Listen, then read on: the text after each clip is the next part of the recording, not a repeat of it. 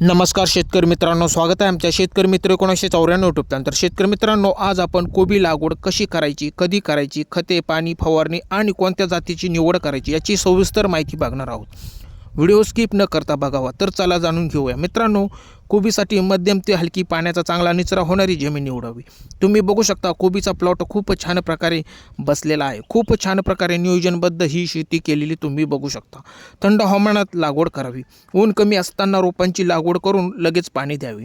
लागवड साधारणपणे सप्टेंबर ते ऑक्टोबर महिन्यात करावी, परंतु काही संकरित जातींची लागवड उन्हाळ्यामध्ये करता येते।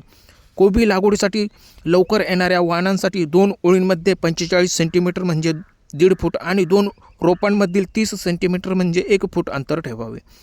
उशिरा येणाऱ्या जातींसाठी 2 ओळींतील अंतर 60 सेंटीमीटर म्हणजे 2 फूट आणि 2 रोपांमधील अंतर 45 सेंटीमीटर म्हणजे 1.5 फूट अंतर ठेवावे।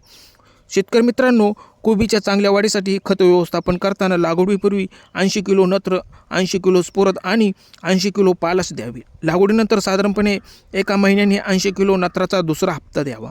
मित्रांनो, तुम्ही बघू शकता ही कोबी साधारणपणे 20 ते 25 दिवसांमध्ये निघेल। कोबी लागवडीनंतर 70 ते 100 दिवसांमध्ये काढणीस तयार होते। ठिबक सिंचनाचा वापर करावा। वरंबा कोरडा झाल्यास लगेच रब्बी हंगामात 7 ते 8 दिवसांनी पाणी द्या आणि उन्हाळी हंगामात 4 ते 5 दिवसांनी पाणी द्या। किडींचा प्रादुर्भावावर लक्ष ठेवण्यासाठी रोपांची नियमित तपासणी करा। लवकर प्रादुर्भाव झाल्यास नियंत्रण करणे सोपे जाते।